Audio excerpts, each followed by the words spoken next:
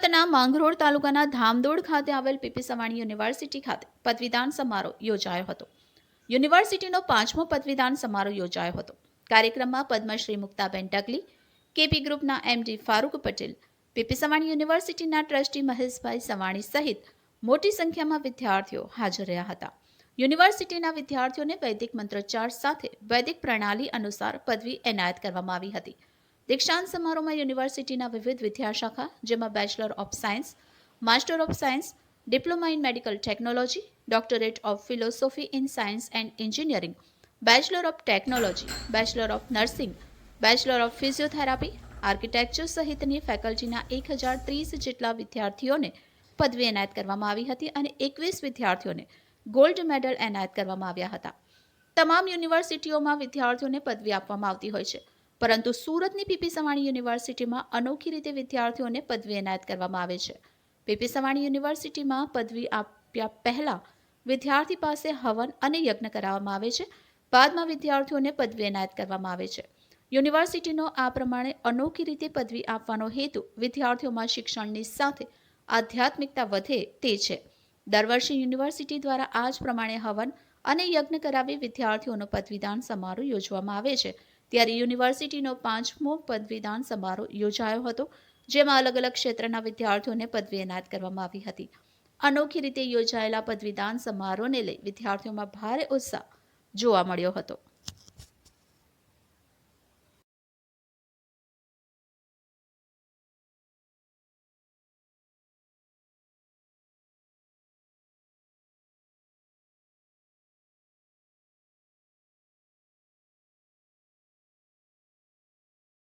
જી મહેશભાઈ, આજના કાર્યક્રમ પીપી સવાણી યુનિવર્સિટીનો આજે 5મો કોન્વોકેશન પ્રોગ્રામ અને આજના દિવસે 1030 બાળકો પોતાની જિંદગીની જે ડિગ્રીની જે એમની ખેવના હોય છે કે મારો દીકરો કે મારી દીકરીને કોઈ ડિગ્રી મળે, એ ડિગ્રી લઈને આજે પોતાના જીવનની કેરિયરની શરૂઆત કરશે.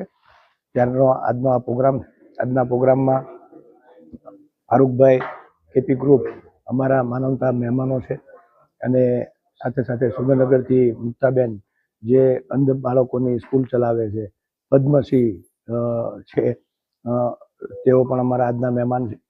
અને આજના દિવસે અમારા સમગ્ર ટ્રસ્ટી મંડળ તરફથી જે આજે કોન્વોકેશનમાં 1030 બાળકોને જે ડિગ્રી પ્રાપ્ત થવાની છે તેમને તેમના જીવન માટે ખૂબ ખૂબ અભિનંદન પાઠવું. જી સર, આજના કાર્યક્રમ આજનો કાર્યક્રમ જે છે તે ખરેખર મારી દ્રષ્ટિએ એક અદ્ભુત કાર્યક્રમ કહેવાય. પીપી સવાણી યુનિવર્સિટીનો 5મો કન્વોકેશનનો કાર્યક્રમ છે. 1030 બાળકો મેઇન સ્ટ્રીમમાં એટલે કે વર્લ્ડમાં જશે અહીંયાથી ભણી ગણીને. પણ ખાલી મેં એક વસ્તુ મારે ખરેખર સેલ્યુટ કરવી છે વલ્લભ બાપુને, મહેશભાઈને, ઓફકોર્સ આ બધા ટ્રસ્ટીગણને અને અહીંયાના જે ડીન છે, અહીંયા જે શિક્ષકો છે. હું થોડીક જ વાર અહીંયા રોકાયો, પણ એ થોડીક વારમાં મને મારી 53 વર્ષની લાઈફનો બહુ જ ગજબનો અનુભવ જોવા મળ્યો કે જે વસ્તુ કદાચ વિચારી રહ્યા છે આપણે શિક્ષણ વિશે, કે શિક્ષણ કેવું હોવું જોઈએ અથવા તો કેવું ઇન્ડિયાનું શિક્ષણ હોવું જોઈએ, એનો અનુભવ આજે થયો કે એની પૂર્ણાહુતિ યજ્ઞ સાથે, પુરાણની કિરાતો સાથે, સર્વધર્મના સંપન્ન સાથે, એક કલ્ચરલ પ્રોગ્રામની સાથે જે રીતે સંસ્કાર સાથેનું શિક્ષણ જોવા મળ્યું, એ ખરેખર આ બધાને વિચારોને સેલ્યુટ છે એના માટે. અને મને ઘણો જ આનંદ થાય છે કે મને આવા સરસ કાર્યક્રમમાં એમણે આમંત્રિત કર્યો. અને બીજું કે જે વસ્તુ ખાલી વિચારોમાં હોઈ શકે એનું આજે પ્રત્યક્ષતા જોઈને ઘણો જ આનંદ પણ થાય છે કે બાળકો જે શિક્ષણ અહીંયાથી મેળવીને જશે એમનું ભવિષ્ય ઘણું જ ઉજ્જવળ હશે એવી પ્રાર્થના પણ.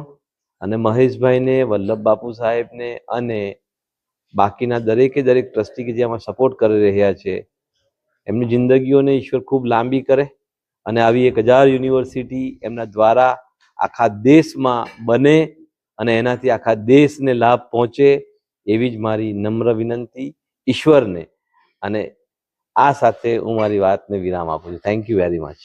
જી સર. નમસ્કાર, હું doctor Parag Sanghani, vice chancellor PP Savani university. અમારા પ્રેસિડેન્ટ શ્રી વલ્લભભાઈ સવાણી તથા સર્વ ટ્રસ્ટી મંડળ શિક્ષકો વતી 1030 પાસ થનારા વિદ્યાર્થીઓને આજના દીક્ષાંત સમારોહની ખૂબ ખૂબ શુભેચ્છા પાઠવું છું. આ વિદ્યાર્થીઓ આજે દીક્ષાંત યજ્ઞ અને દુઆ સાથે ડિગ્રી પ્રાપ્ત કરી રહ્યા છે, જે પીપી સવાણી યુનિવર્સિટીની વિશેષતા રહી છે. આ વર્ષે અમે સેલ્ફી વિથ ગૌ માતા એ કન્સેપ્ટ સાથે દીક્ષાંત સમારંભનું આયોજન કર્યું છે, કારણ કે ગાયોનું મહત્વ ભારતીય સંસ્કૃતિમાં ખૂબ રહ્યું છે ને આપણા વિદ્યાર્થીઓને સમજે એટલા માટે 4 પ્રકારની ગાયો દ્વારા સેલ્ફી અને એમને ગાયનું શું જીવનમાં મહત્વ છે એ પણ સમજાય એ સાથે અમે આ દીક્ષાંત સમારોહનું આયોજન કર્યું છે. હું દરેક વિદ્યાર્થીઓને ખૂબ જ શુભેચ્છા પાઠવું છું કે એમના જીવનમાં ખૂબ આગળ વધે અને ભારતીય સંસ્કૃતિને ખૂબ જ આગળ લઈ જાય એવી શુભેચ્છા.